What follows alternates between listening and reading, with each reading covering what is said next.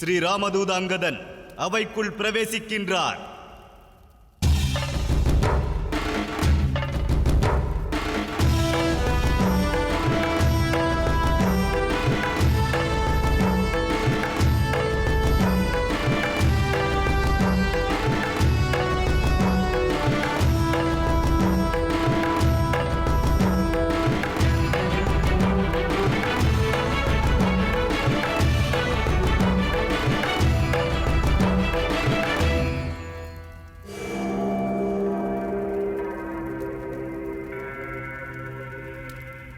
ஜெய் ஸ்ரீராம். லங்கேசரே, வாலி மைந்தன் அங்கதனான நான் தமக்காக பிரபு ஸ்ரீராமரின் தகவல் தாங்கி வந்தேன். எம் பிரபுவின் எண்ணம் யுத்தத்தை தடுப்பதே.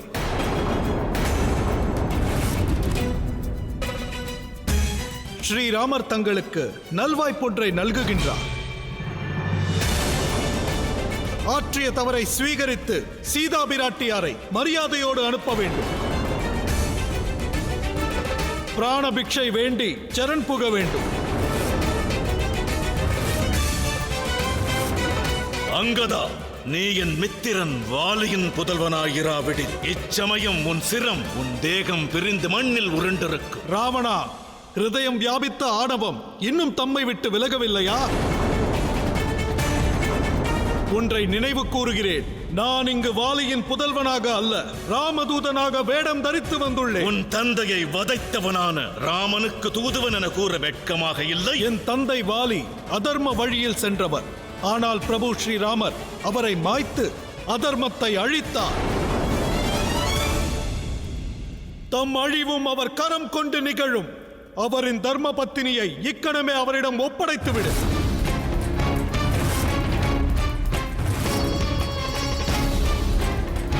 வாலியின் மைந்தா, துச்ச வானர சேனையின் பலத்தை கொண்டு ராவணனை வென்று விடலாம் என்று கனவு காண்கிறானா ராமன்?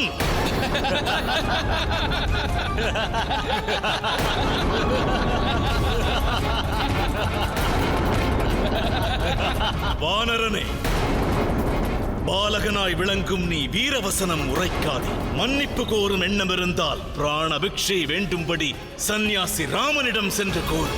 உயிர் பிச்சை நல்குவான் ராவணன்.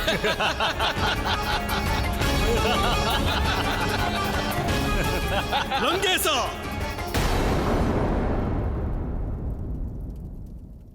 உன்னில் உறைந்துள்ள பெரும்பலம் எண்ணி அகம்பாவம் கொள்ளாதே. அகிலத்தில் பிறப்பவன் தம் வாழ்வினில் பெரும் பலசாலியாக விளங்கினாலும் பிறப்பவை அனைத்திற்கும் இறப்பானது சாஸ்வதம். இவ்வகையில் வீற்றிருக்கும் நீயும் மற்றவர்களும் அவரவர் பலம் பராக்கிரமம் எண்ணி ஆணவம் கொண்டுள்ளீர்கள். பிரபு ஸ்ரீராமரை வெற்றி கொள்வதற்கு முன் இவ்வகையில் வீற்றுள்ள பலசாலி ஒருவன், பராக்கிரமம் கொண்டவன் அங்கதன் காலை அங்குளம் அசைக்க வேண்டும். நான் ராமதூத அங்கதன் பிரபுவின் சார்பாக வாக்களிக்கின்றேன். அசைத்தால் என் ராமர் தன் தோல்வி ஏற்று லங்கையை நீங்குவார்.